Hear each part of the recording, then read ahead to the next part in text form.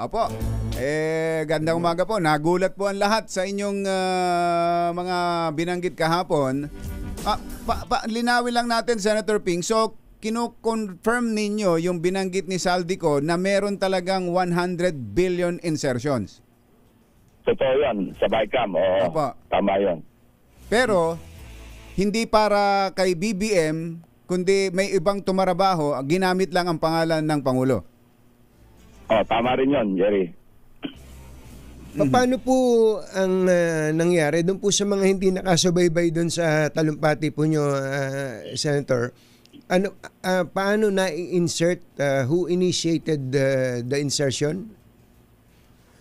Yung statement ni Saldico, di ba sinasabi niya na kinausap siya ni Secretary Mina. Opo. Na may utos ang Pangulo na mag-insert ng 100 billion sa BICAM. At ito'y kinumpirma ni Undersecretary Adrian Besamin. Kaya naniwala siya, siyempre, pagka assuming na na totoo pa rin siya sabi niya, no? Pag si Mina na pangandaman at si Adrian Besamin ang nagsabi sa iyo, at ikaw ay wala naman direktang pakipag-ugnayan sa Pangulo, maniniwala ka. Kasi may representation talaga yung dalawa. So, ganoon na nangyari. At totoo nga, validated na meron talagang yung mga items na nakalista sa kanya nung chinek namin, totoo yun. May mga parang typo, may mga hindi tugma, pero lahat halos, yun talaga yung 100 billion. Now, Friday siya, habang nagkakaroon kami ng pagdinig, nandun naman siya sa social media, I think sa Facebook, ano? Opo. Si Yusek, person namin noong araw na yon. Now, Sunday, tumawag yung kanyang camp sa akin, ano? Sunday na umaga. Yung pala, pag uwi ni Bernardo at napanood niya yung video yung video niya, no? Ni Saldico, chinek niya, naalala niya, meron siyang files. Naalala niya, tapos isa-isa niya rin ka-check. So, tatlo kami nag-check eh. Nag-check ako, nag-check si Senator Gatchalian, nag-check din si Bernardo. So, naalala niya, yung 100 billion, kaya sinabi niya, hindi totoo, sabi niya, hindi totoo na nag-deliver ng 25 billion si Saldico. Kasi nungalingan yan. Sabi ko, bakit? Kasi ako yung nag-deliver niyan, ako nangasiwa niyan. Yung 52 billion. Kasi yung 100 billion, ang latag noon, 52 billion, siya mismo personal na nag-handle. Ginahandle sa kanya ni Olaybar. Yung 29 billion, nag-uusap naman diretso si Olaybar, si Bonoan, saka yung mga ibang Yusek. I think nabanggit niya si Canlas, Pipo, yan ang mga binanggit niya. At yung 19 billion o 18 plus billion, yun yung sa mga iba't ibang ahensya na, national agencies, na hindi niya na alam. Now, tinuloy niya, nung kinukwento niya, sabi niya, at least 10 deliveries ang ginawa niya. Ang hiningi sa kanya, ni Olaybar, 15% para sa grupo. Tapos, humirit pa, gawin na raw 16%, yung daw ang hiling ng grupo. Pero ang suspect na, humihirit pa ng 1% para sa kanyang sarili. Tapos pinagbilin sa kanya ni Olaybar ngayon na huwag sasabihin kay Bonoan yung tungkol sa 52 billion. So parang compartmentalization kasi meron pa siyang 29 billion eh. So mabubuko siya. Pagka meron pa siyang 29, meron pa siyang 52. Kasi 52, yung 20, natigisa silang armored van eh. Yung armored van niya ni Bernardo, nakapark yun sa Diamond Hotel, sa basement parking. Lalagyan niya ng pera yon, mga nakakahon. Ano? Sabi pa niya, hindi po pwede yung mga maleta, hindi kakasya. Pinatantya niya, mga 500 million lang kakasya sa mga maleta na pinakita ng Saldico. Kahon ang pinaglalagyan namin para kumasa yung ganyang kalaking halaga, yung mga deliveries. Anyway, nung sabi niya, isa lang talaga napalaki kasi 800 million hanggang 1.2, ganyan ang range eh. Napalaki na 2 billion kasi March 11 daw, natatandaan niya, ayaw kunin ni Olaybar. Sabi niya, medyo magulo ngayon, hayaan mo muna dyan. Sabi niya, ang tagal na nakapark dito, naiipon tayong pera. Kasi galing sa contractor yung pera eh. Kasi magtataka tayo, bakit March pa lang, 2025, gaan ng 2025 yun? Bakit may delivery na? Kaumpisa pa lang. Oo. Kasi, Advance na ng mga Advance. contractor yan eh. Oo. Oo. Kasi, di ba, Jerry, Anthony, ang mga testimonya sa Blue Ribbon, net pa lang may 10% na. Oo. Oo. Tapos pag naging GAA, may 15% Another. pa. Oo. Ganon. So, ganyan na yung kalakaran ngayon. Hindi na yung naghihintay ng implementasyon, naghihintay ng notice of award. Mm-mm. Parang simula pa lang sa net, alam na ng mga contractor na sila makakakuha ng mga proyekto. So, nag-advance na. Opo. Yun. Okay, so dito po Senator Ping sa 100 billion na binabanggit na ito, itong particular na 100 billion insertions, ilan po yung magkano po yung napunta sa bulsa lang ng kung sino-sino?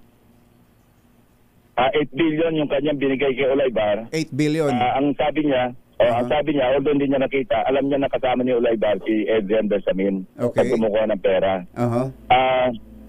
1 billion naman, binigay niya kay Bonoan.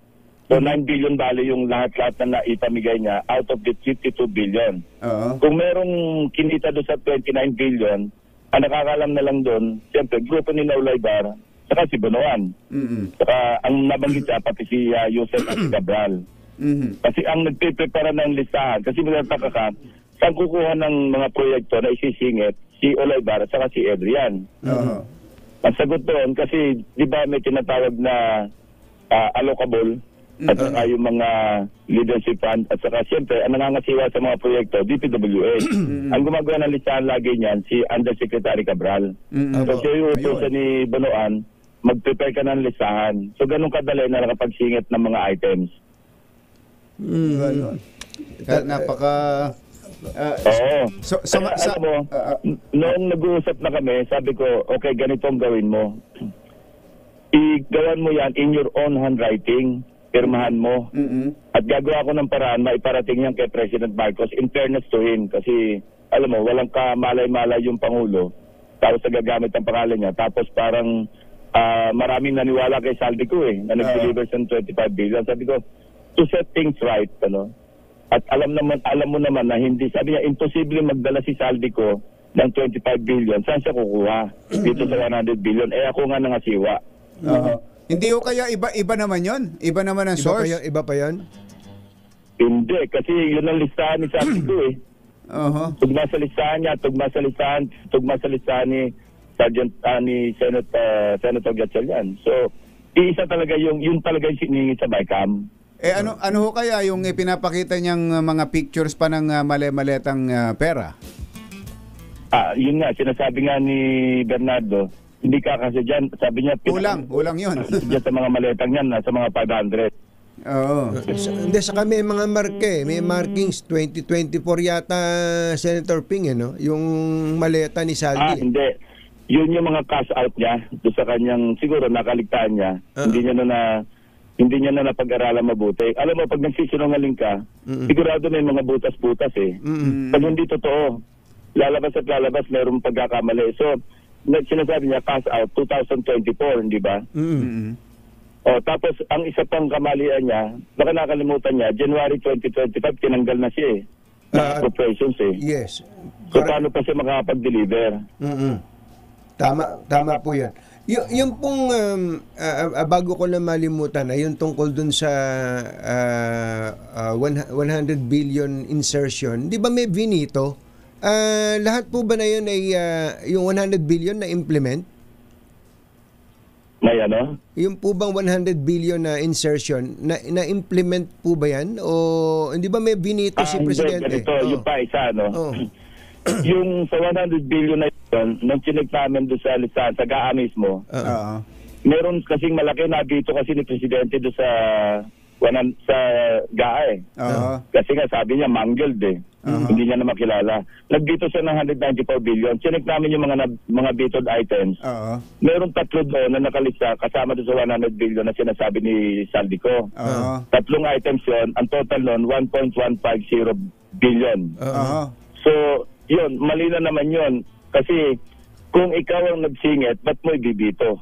Pangalawa, lahat yun, sa simula, naka-FLR, naka-4 letter release, naka-hold. Oo. So, kung ikaw ang Pangulo na nagsingit, ba't mo ipa-4 letter release para makadeliver ka agad sa'yo ng sinasabing 25 billion, ipaparelease mo yun, hindi mo papa-hold. So, Kaya pero eventually po, yung na FLR na yon, yung na FLR ay na-release din? pinapansin pa namin kung ilan yung naka-hold pa at ilan yung naka-release. Oo. Kawawa na may mga kontraktor nakapag-advance na. Hindi mo na. Oo. Hindi, ito pa, ang sabi ni Bernardo, kasi nga, parang kinapos yata yung nakapag-abono pa siya. Sabi niya, may utang pa nga sa akin yung sina Oliver eh. Kasi nag-advance siya eh. Oo. Sa sarili niyang pera ni Bernardo. Alam naman natin na hindi yung sarili pera. Hindi. Just for identification. For identification. Magkano daw po yung inabono niya? Kinuha niya lang ng konti. Magkano daw po binanggit niya? Kaya nga sabi sa kanya raw ni Oliver, very good. Sabi mo, naka-deliver ka. Parang halos isang buwan lang yun na-deliver niya Senator Ping, magkano daw po yung inabono niya? Hindi ko na natanong. Bahala na siya sa buhay niya. Ano susunod dito, Senator Ping? Kayo sa Blue Ribbon Committee, kaugnay nitong bagong mga discoveries na ito? Hindi, ganito. Nung gumasa ng sulat, kasi nag-a-apply siya sa WPP. Nag-a-apply siya ng as a state witness. At ongoing yung pag-process. Ang concern niya, sabi niya, pagka nagsulat ako nito, kailangan i-convert ko ito agad sa supplemental affidavit. Sabi ko, gawin mo na yan. At kakausapin ko yung Secretary of Justice, si Secretary Vida, na ito kasi may urgency, ginawa mo lang ito sulat, pero eventually, gagawin mo ring supplemental affidavit yan. So I think, nagawa niya na yan siguro, dahil sabi ko, sabihin mo na sa lawyer mo, mag-coordinate na sa DOJ para hindi ma-discarril yung iyong application. Kasi yun ang isang concern niya eh. Hindi po ba ninyo tinitingnan naman yung possibility na meron din talagang instruction kay Yusek Adrian Bersamin o kaya ay kay Yusek Try Olivar para gawin nila ito, Senator Ping? Yun, by deduction. Kasi mga Yusek ito eh. Opo. Ngayon, tuloy ko lang, napadala yung sulat kay Presidente Monday ng 2 p.m. Nag-usap sila ng tao na nagdala. Kaya nga, di ba, nagkaroon ng courtesy resignation noong Monday afternoon. Yes. Ngayon, alam mo, sa kabaitan ni Pangulo, courtesy resignation, pero noong tanghali na yon, nandun si Secretary Pangandaman sa Senado. Kasi nga, DBCC, yung General Principles, may interpellation kami sa plenaryo. So nagmamadali siyang umalis kasi may text siya natanggap. Yun na yun. Pagdating sa Malacanang, sinabi courtesy resignation. Pero walang courtesy resignation na wala sa kamalay-malay. In other words, they were asked to resign. Alam mo, I could have suggested, I think, nabanggit ko doon sa tao na magdadala. Sabi ko, siguro maganda gawin ni Presidente para talagang may pakita na talagang wala siyang alam dito at saka dapat magalit talaga siya. Tanggalin niya tapos pa-imbestigahan niya. Na sa ganun, maliwanag, kwentas klaras na talagang napakabait Resignation pa rin, out of delicatessa ang ginamit pero dito ho kaila Secretary Pangandaman tsaka kay ES Bersamin sa harap po nitong mga bagong discoveries na ito, sila ba dapat dapat na pag-resignin at o palitan sa pwesto? Basta, hindi, wala na sila, di ba? Wala na silang dalawa Opo, pero yun nga sabi niyo hindi naman ito courtesy resignation kundi pinag-resign. Sa statement ni Bernardo, kasi tawag si Bonoan kay ES Bersamin. Sino bang paano ba itong 52 billion? Paano ba papacilitate? Siyempre kailangan i-release Ang sagot, hindi na kami na bahala dyan. We'll take care of it. So, nabanggit din si ES Bersamin ni Bernardo. Sa usapan nila ni Olivar. So, lahat po ng items na ito ay nag-originate sa DPWH. Well, at least yung 81 billion, ano? Hindi, lahat ng 100. Kaya lang, nai-assign sa ibang ahensya ng national agencies yung 19. Okay. 18 to 19 billion. Yung 81 billion sa DPWH. Okay. Tapos out of the 81, 52 hinandle ni Bernardo, pati yung 29, Tama. nirekta ni na Olaybar. Rumekta sila man sa mga contractor, sa mga district engineers, sa mga RD. Sariling diskarte ni na punuan yon sa kanila Olaybar. Kaya nga ayaw pa sabi ni Olaybar kay Bernardo, huwag mo sabihin kay Sec Bonoan. Kasi malalaman na pero ka pa palang 29 billion, kasama ka pa sa meron po bang pagkakataon na pinicturean ni Nag-fade na yung signal. Sir, dami ng niya, ng naitago niya. Siyempre hindi niya pag may lumalabas sa ganyan mga intervening events, so niya naalala, tapos at yan, nakita niyo yung listahan na yan. Saka lang niya naaalala. Sa dami. Yun. Kinumpare niya ngayon. Sayang napuputol no. Napuputol tayo. Pero sana makabalik kay Senator Ping. Tsaka doon sana sa paano tayo makakatiyak na sasabihin talaga lahat ngayon ni Bernardo. Tama na hindi baka, self-serving o kaya nandadamay. Hindi siya selective lang sa kanyang mga sasabihin. Actually, meron pa akong isang tatanong kay Senator Ping sana. Naputol na, Joel. Makuha natin ulit. Try natin maibalik. Ayan. Okay, andito ulit. Senator Ping, naalala ko po, nung lumabas na yung BICAM, sabi ng Pangulo, di na niya nakilala yung budget niya. So, mga bandang December last year, binuo pa yung grupo na yan. Andiyan si E.S. Bersamin, andiyan si yung mga Secretary Recto, sila Secretary Masukat, at kung ano pa. Pinag-aralan nila, Secretary Pangandaman, kung alin yung mga i-veto, alin yung i-FLR, andun din sila, if I remember right, may isang picture pa nga, nandun pa si Undersecretary Adrian Bersamin. Yung mga yung Vinito, tapos yung FLR, kasama lahat ng mga in-insert na iyon, andun sila lahat. Ano kaya naging na-factor in nyo po ba yun sa kung accurate o hindi yung mga sinasabi naman nitong si Bernardo? Yeah, kasi kung isang team yon, hindi naman yung mga involved lang na nandun. Siyempre, mahiya naman silang napaka-obvious naman na pagpipilitin lang bawat items. And also, sa dami ng items na yon, pwede makakaligtaan na rin nila na na may masamang mabito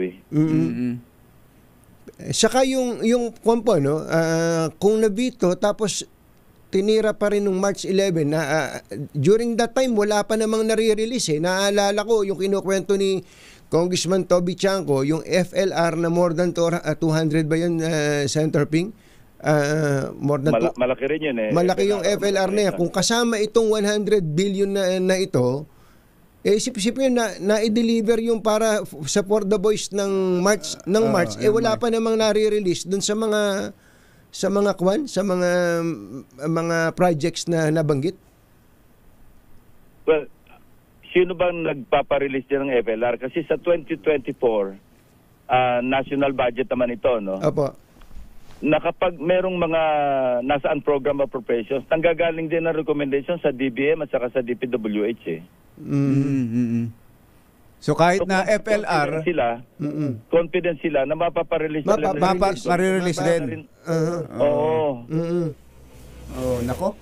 Mahaba-haba pala talaga pa ito, Senator Ping. Pero ang tanong na lang para hindi maulit ito dito sa 2026 budget, meron na ba kayong naikamadang mga policy reforms dyan sa Senado? Marami. Yung transparency, naka-live stream yung hanggang BICAM. Tapos hindi namin papayagan, pinag-usapan na namin ito ni na SP Soto sa Senator Sherwin, na hindi na po pwede yung singit sa BICAM. Kung ano yung nasa House version at saka nasa Senate version, yun lang ang pag-uusapan. I-matrix yan. At mga agreeing provisions lang ang i-reconcile. Mm-mm. Nagkakaloko-loko yung BICAM kasi kaya sinasabing third and most powerful chamber. Mm-mm. Kasi parang inaamendahan ng BICAM yung version ng House at saka ng Senado. Yes. Yun na nga eh. So, Kaya yun parang ang bago reform. na yan. Bagong budget eh. Oo. Meron pa ho At bang... ito may usapan na si APRO Chair Swansing Oo. at saka si Senator Gatchalian na hindi talaga walang papasok na alien. Ayan, oo. Meron pa ho bang allocable dyan na iaalok-alok ng kung sino-sino? Siyempre 2026 alam mo sa NEP hindi pa, wala pa naman to hindi pa pumuputok. Oo. Senator? Hindi pa pumupot. Na yung Oo. tinatawag na President's Budget Oo. after ng Na-submit na nung no? Oo. Chinecheck namin isa-isa, maraming ang tinanggal eh. Mm-mm. Yung mga nilipat sa program, pinalik namin, inalis namin eh. Opo. Tapos diba yung flood control na 255.5, Oo, tinanggal ng tinanggal Pangulo na. yun eh. Oo. Sabi niya, wala naman ng flood control.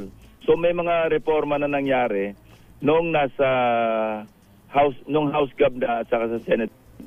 Mm-mm. Opo. May nagrereklamo po si Congresswoman Gloria Macapagal Arroyo.